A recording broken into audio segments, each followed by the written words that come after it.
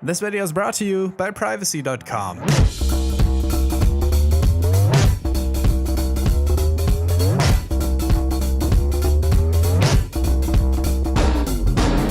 In a year in which animated movies have experienced some of the lowest lows in the last few years, and there really was just nothing exciting happening in the last few months closing out this decade, many turned to TV animation to get their fill for animated content, and there really was just no better place to turn to. From story-heavy cartoons like Infinity Train over visual spectacles like Primal, or if web content is more up your speed, there's huge surprises like the only truly great Dr. Seuss adaptation in years, and independently funded pilots like Has-Been Hotel that seem to ignite a spark of hope for projects of this scale. Even the animated movies from the web were better this year. But as we're giving way to this new wave of animated properties in the new decade, many a beloved series was bound to be left behind, yet going out with little fanfare, and among some astoundingly awful season premieres and standalone episodes, this year a small damper on an otherwise excellent year for animated series.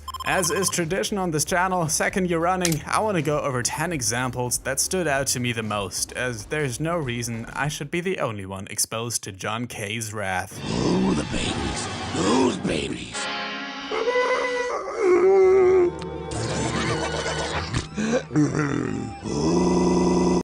My conflicted feelings on Adult Swim's Rick and Morty have not become any easier to make sense of with the release of its long-awaited Season 4. After a solid year deprived of wobbled dubs and pickled Ricks, TV's favorite grandpa-grandson duo is back on new adventures that make it feel like not a day has passed since the last season, with a few of them quickly turning into some of my favorites from the show. When you set your bar this high with the first batch of episodes, however, any single one that does stick out will do so spectacularly, such as the case with Claw and Hoarder Special Rickdom's Morty, featuring such highlights as a 30-feet dragon trying to seduce a 14-year-old boy, and a dragon having intercourse with Rick Sanchez. But as I'm not one to king shame, I'll also say that Jerry's side quest was one of his weakest, Summer was at her most annoying and useless. Many of the jokes didn't land with me. It's far from being enough to turn me off from the show entirely, and a far cry from Summer Season 3's lower point, but a dull reminder that we may get to look forward to a whole lot of this in the future. How about a quick hand bond?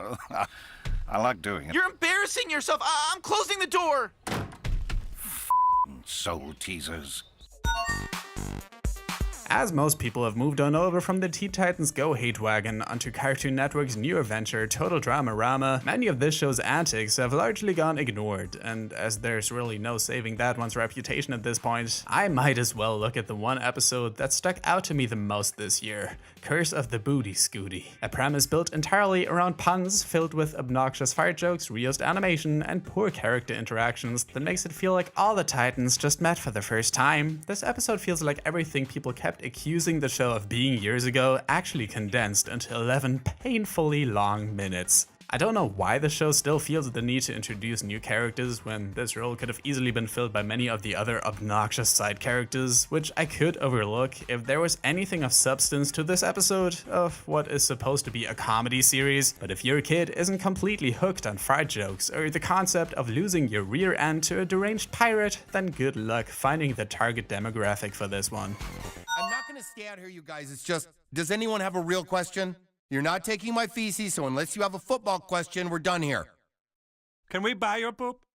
After Rick and Morty, we have another beloved adult animated series making a grand return after a less than stellar last season. As the first South Park season I'm actively keeping up with, I thought I could finally see what the fuss was about, and although there were a few bold decisions Matt and Trey have made over the course of this first batch, the show seems more concerned with trying to subvert expectations than actually delivering on the social commentary I've come to enjoy it for. Season 23's Turd Burglars marks a turning point after the somewhat controversial Bored Girls episode, as it seems to have managed to get people back on board with the show that were turned off by the amount of Randy-centric episodes this season, something they were obviously aiming for, as the crude plot about the town chasing after Kyle's mom's excrements seems like a leftover draft from one of the earlier seasons, clumsily strung together with few jokes leaving a mark, and obscene imagery that, while true to the show, feels very overblown and results in an episode that tried too hard to try and appeal to fans for it to leave any lasting impression. However, someone did tell me they made references to the 1984 Dune movie, so maybe all 12 Dune stans in the audience got what they wanted out of this one.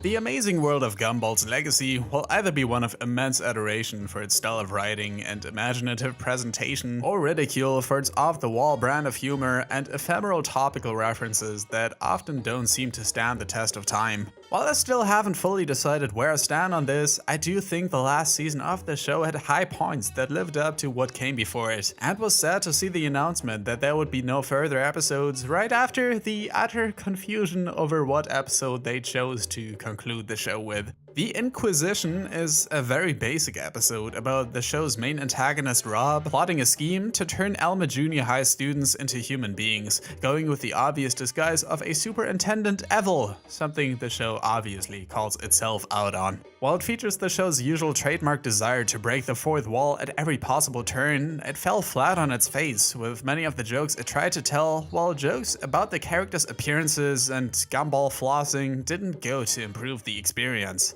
As the Inquisition does end on a cliffhanger, it left many speculating on an eventual return, but the only thing that was confirmed so far was a series of side stories entitled Darwin's Yearbook that won't go to continue the series' main plot, implying there was such a thing. As a standalone episode, The Inquisition was very uneventful, and especially disappointing as a supposed series finale to a show so ingrained in internet culture. There's a couple of little glitches with certain commands, like if I try to use the arrow with the balloon, see what happens?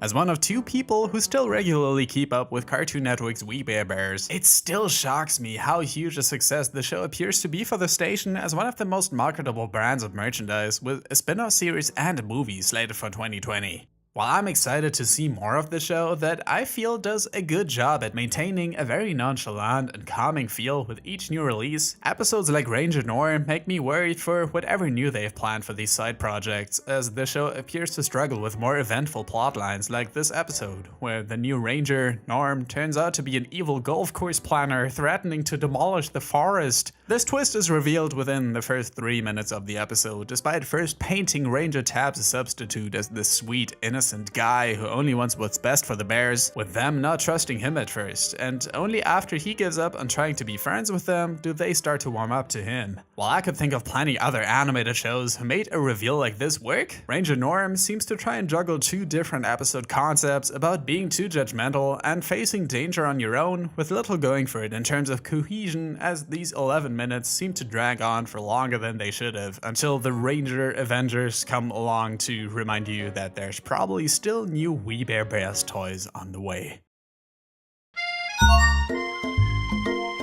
Out of all the timelines we could have ended up in, we somehow found ourselves in the one where not one, but two animated kid shows about magical feline unicorns invade our screens with overly bright visuals and cutesy designs. But while LEGO's Unikitty managed to hook me in with its charming characters and bouncy visuals, Nickelodeon's not-so-subtle knockoff Rainbow Butterfly Unicorn Kitty feels like all the bits and pieces thrown over the bridge by a disgruntled LEGO employee who won't get to work on any more episodes of the show he loved, picked up and greedily glued together by Nick and dumped out onto what really should have been their YouTube channel, but somehow does really well on Nicktoons Network, which still only means about 100,000 on recent episodes, and we can only hope these numbers stoop even lower. With consistently awful sound editing, character animation, and side characters like their version of the Teletubby son, this show's few saving graces, like a less obnoxious main character, barely make a dent in improving its reputation. So there's lots of episodes to choose from this show, and you could literally pick any one of them, but for this spot, it's Sand Crab Man that stood out to me for its blatant theft of a Fairly OddParents episode concept, its characters, animation keyframes from other Nick shows, and the Sally Bollywood theme song for some reason. You're gonna love this punch! I gave it an extra rainbow kick.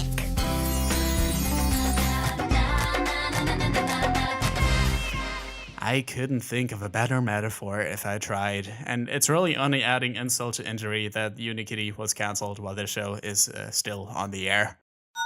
Guy Fieri and American Dad were a crossover we didn't know we needed, and now for sure know we didn't need. The aptly titled Flavor Town is one of the very few focusing on Haley's husband, Jeff. A character so bland, the show outright calls him out on it within this episode, with Stan convincing him he needs to be a little less like himself and more like Guy Fieri. While this would normally be where hilarity ensues, the episode wastes much of its 20-minute runtime on explaining why Jeff will never amount to anything much, or painting Fieri as this obnoxious depiction of the real guy that more so taints the main plot than enhances the comedy. While Stan's soap opera-like outlook on Jeff's situation was somewhat amusing, with him eavesdropping on Jeff's fight with Haley and everyone else affected by Guy's antics, many of its countless running gags outstayed their welcome fast, and the episode approached absurdist territory for the better half of it, while not delivering in terms of absurdist comedy these situations could provide us with. Though clearly not taking center stage here, Klaus, Roger, and Steve were distracting from the episode anytime they were on screen, and alongside some utterly pointless switches in location, make this very straightforward plot feel like one of the most disoriented episodes of the series, where it's implied that many of its events didn't actually happen, as Steve turned out to be reading a comic book about them that a few revisions later may potentially resemble a clever twist. But as it stands, I just cannot in my right mind recommend you take this trip to Flavor Town. Although I didn't personally think the newest season of Family Guy was all that horrible, with a fun exploration of different versions of the show after it got bought out by Disney, or a satirical exploration of the 90s through the lens of Family Guy, part of me knew there's always gonna be episodes like Christmas is Coming to drive home the point people are trying to make when they're complaining about the show's issues on their twitter.com. While there may have been a few low points on this list with shows I usually get a lot of enjoyment out of, it never got to the point where I felt compelled to turn off the TV, but Christmas is Coming were some of the most uncomfortable 20 minutes of content Family Guy has brought forth in an episode where Meg is trying to get with Mall Santa, repeatedly humping his leg with Stewie on her lap while it's fluffed up with sexual innuendo between Stewie and his plush teddy and a 20-second puking sequence. This part unfortunately also came right after the closest thing to a decent joke in this episode, as random throwaway lines about Paul Blart should have helped make this one more tolerable, but couldn't distract from a weak premise with unpleasant execution that isn't helped at all by some of the most predictable, drawn-out jokes in the series.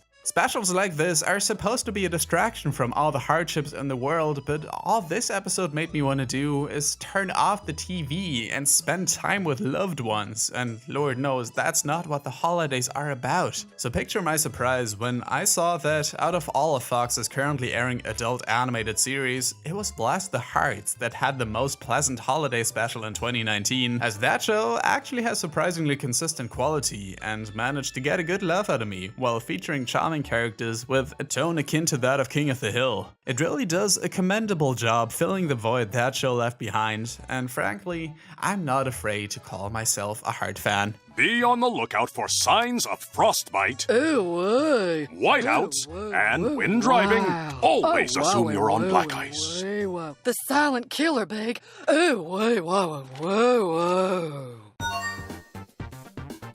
If you were to take your average video essayist approach of spelling out every last joke in a piece of media to try and explain why it's funny or meaningful and turn that into an episode of The Simpsons, it would look a little something like Marge the Lumberjill. To anyone who still gets excited about Simpsons characters breaking the fourth wall in 2019, this may be exciting, but if a pretentious attempt at trying to flesh out Marge's character through a redundant plotline of turning her into a lumberjack where every last joke needs to be spelled out for you doesn't sound exciting, you'll not find much consolation in a Let's Play stage show or jokes about assisted suicide. Marge the Lumberjill is what happens when you watch a single episode of Portlandia and think you sorta got the gist of what that show is like, feel the need to make fun of it for being more competent than your own series in recent years, and funnel that frustration into 20 minutes of television that fall apart quickly when you realize that nowhere was Homer not supportive of Marge when she wanted to pursue her lumberjack career, meaning their whole conflict was entirely pointless, and this was yet another veiled attempt at rewriting a character the show itself turned into a punching bag, and no one on the staff seems to understand what to do with many of their main characters anymore, which is why we get awkward non sequiturs between two reporters that draw on for painfully long, that do fill time, but just like most everything else in this episode, likely won't make you laugh. I love this sport, and maybe now I can love my lumberjack son. They'll make you cry. I've been pondering this spot for a good while now, and I've come to the conclusion that it wouldn't be fair to just give it to one episode this year specifically, since it's really difficult to decide between the episodes I've chosen, because they're really about the same quality, and it wouldn't feel right to put one over the other. So the number one spot goes to the entirety of Star vs. the Forces of Evil Season 4.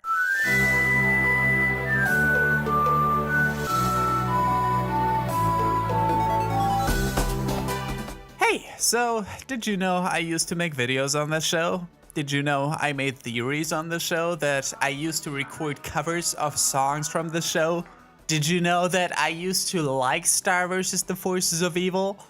Did you know people used to like Star vs. the Forces of Evil? You know what they say, you either die a hero or live long enough to see yourself become the villain. For this show's 4 seasons, which may not sound that much, but it felt like an eternity that rings so painfully true, as with each concurring season, with each glimmer of hope we had, things might gain momentum and there would be a hint of focus on trying to conclude this story. It was dashed quite expertly through confusing plot development, too many filler episodes that didn't so much feel like breathers but asthma attacks as they strayed away from what you felt would be the direction the show would be headed, and the complete dismissal of that as we moved from one villain right on to the next, with many core characters being left by the wayside or killed off altogether, while others get broken up with off-screen, regularly get mischaracterized until they stop even feeling like the same person anymore, and get back together out of nowhere, out of convenience to absolutely no one but shippers. Star vs. Season 3 was an already embarrassing display of not knowing what direction to take your mainly story-driven show into, as the evil teacher from previous episodes turned out to be the big bad and a fine example of plot contrivance even the book didn't make much sense of that they required you to read in order to understand core elements from Season 4. Aside from one major antagonist they only mentioned in the book but never appeared in the show itself, where they thought it would be best to turn a random farmer's girl into the ultimate evil they needed to not only defeat but erase all magic in the world for, effectively causing mass genocide on not only Muni but the entire world. But don't fret, they've got a good reason. Yeah, magic's weird. Unfortunately, the series finale, Cleaved, is the biggest showcase of everything wrong with the show, as one of the protagonists' flesh wound never comes into play throughout the whole episode, or any of the series' other various villains, or many of the side characters, and after Star makes her decision to destroy magic for good, they somehow find a way to make it worse when, amidst all the screaming and terror, the one thing they decide to focus on is the show's main ship between a main duo, because genocide is fun. But if Cleaved was the only low point in the season, we wouldn't be talking right now, as the reveal that Moon was actually plotting against Eclipse was about as insulting a reveal to longtime viewers, and even though there arguably were a few decent moments in the season, it still doesn't mask the bewildering mess that was Star vs. the Forces of Evil Season 4, making me feel genuinely sorry for anyone who stuck with the show for so long, and only cautiously optimistic about any other narrative-driven Disney show taking its place. But hey, what do you say we just enjoy the calm before the storm for now? I mean, it's the end of the decade. I hope you all got some great holiday gifts this year and the season's been treating you well, because there's lots of stuff coming up for us, the channel, and the internet as a whole. And since it's the turn of the decade, what better time is there to start taking your internet security just a bit more seriously with privacy? Privacy is great. I've been working with them on a few videos this year, and it's really one of the most comfortable services I know to help you make life a little easier if you want to be just a little more cautious about your online activity. What it does is give you the option to use a sort of burner card for any new online purchases that's entirely separate from your bank account. So hackers or identity thieves have no way of tracking it, and you can either throw it away after you're done or keep for additional transactions in the future. It's entirely free to use, but when you sign up for the new Pro service at $10 a month, you also get 1% cashback on all purchases and 3 times as many cards to use a month, 36 to be exact, which is like more than 1 card a day. The team subscription even gives you 60 cards a month and transaction limits tailored to your business needs, which easily makes it the best option at just $25 a month. But whichever plan you decide to go with, privacy.com also gives you a little treat for newcomers when you go to my specialized link with $5 on top of your next purchase. How do you do that? Well, you just go to privacy.com/Cosmodore and it's right there on top of the page. You're welcome. Before this video ends, I just want to say real quick that this year has been absolutely bonkers. Last time we talked about the worst of 2018, this channel had just hit 100,000 subscribers and we're currently sitting at more than double that amount, and it's really just unprecedented how fast this all had happened. I'm gonna be honest, I was really not prepared for it and feel like some of the videos this year and especially the year before weren't up to the standard I wish I could have upheld, and I want to thank you all for sticking with me through it all, but also make up for it in a way. I want this channel to be something people can look forward to and give you videos you couldn't get from anyone else, but also make it something that's personal to me. There's so many videos I really want to do, but I wouldn't want to look back on my catalog of videos and feel like I rushed a video out just so I could get it over with. I'm not gonna dwell on this for too long, because I do want to put my money where my mouth is, and I am very proud of a few videos I put out this year. But I also want to make sure you guys are happy with the content, and I'm really happy with the reception to what I put out this year. I'm extremely grateful for that.